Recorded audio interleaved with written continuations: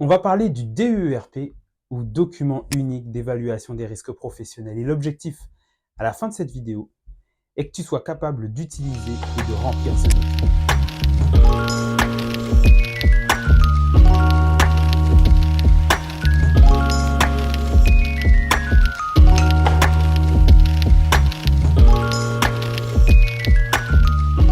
Alors, qu'est-ce que le DERP ? Le DERP, c'est un résumé très organisé des risques auxquels les travailleurs peuvent être confrontés dans leur travail. Ce document, il va reposer sur une évaluation des dangers identifiés en tenant compte de leur probabilité, mais aussi de leur gravité. Pourquoi le DERP est important ? Eh bien parce qu'il revêt une importance cruciale pour la prévention des accidents du travail et des maladies professionnelles. Quand on identifie les risques spécifiques à chaque poste de travail, ça permet à l'employeur de mettre en place des mesures de protection adéquates. Par exemple, dans un environnement où des substances chimiques dangereuses sont manipulées, le DERP pourrait recommander le port d'équipements de protection individuelle appropriés, tels que des gants ou des masques respiratoires. En plus, le DERP il favorise une approche proactive en matière de sécurité, en encourageant une culture de prévention au sein de l'entreprise. Comment mettre en place un DERP ? La mise en place d'un DERP va impliquer plusieurs étapes clés. Tout d'abord, il est essentiel de réaliser une analyse approfondie des différents postes de travail et des activités de l'entreprise. Cette étape, elle nécessite une collaboration vraiment étroite entre les employeurs, les travailleurs et les représentants du personnel. En fait, on va utiliser une méthode qu'on appelle la matrice des risques. On va comprendre ensemble comment utiliser cette matrice.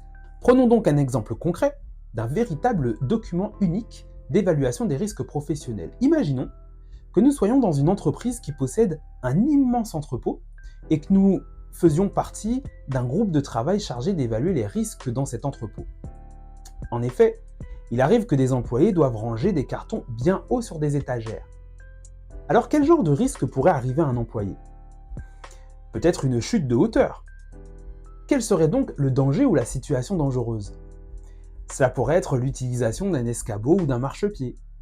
D'où l'événement redouté, la chute de l'escabeau ou du marchepied lors du rangement ou du nettoyage en hauteur.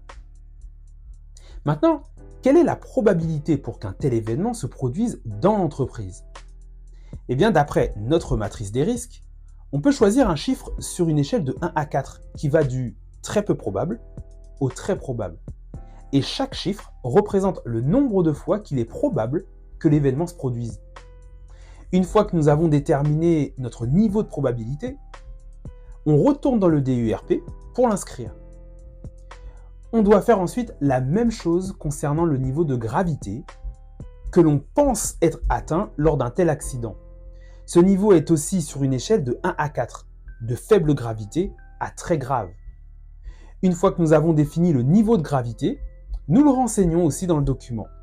Nous obtenons une mesure initiale du risque qui va être égale au niveau de probabilité multiplié par le niveau de gravité. Cela nous permettra ensuite de nous situer dans la matrice. Par exemple, si le niveau de gravité est de 4 et le niveau de probabilité est aussi de 4, cela nous donne 16 comme mesure initiale du risque.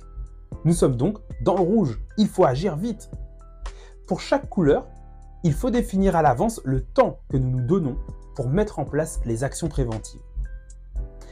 Nous devons ensuite mettre en place, ou plutôt renseigner la colonne « Description des mesures de prévention existantes ». Les mesures renseignées dans cette colonne doivent permettre de réduire le risque au maximum. En effet, malgré toutes les mesures de prévention prises, il reste quand même un risque, même mineur, on l'appelle le risque résiduel. Il permet de savoir quels sont les risques à traiter en priorité qui, dans la matrice, sont représentés par les chiffres les plus élevés. Pour calculer ce risque, il faut définir, d'après les mesures de prévention que nous avons mises en place dans le tableau, quel niveau de maîtrise nous pensons avoir atteint. Le niveau de maîtrise, d'après le tableau, va de 1, où l'on considère qu'il n'y a aucun moyen de maîtrise mis en place, à 0,25, où l'on considère que plusieurs mesures sont déjà en place au niveau technique, organisationnel et humain. Donc, Pour connaître le niveau de risque résiduel, on multiplie le risque brut, défini précédemment, avec le niveau de maîtrise que l'on considère avoir atteint avec les mesures de prévention actuelles. Plus le risque résiduel est élevé, plus cela correspond au fait que les mesures de prévention mises en place ne suffisent toujours pas. Il faut donc mettre en place un plan d'action.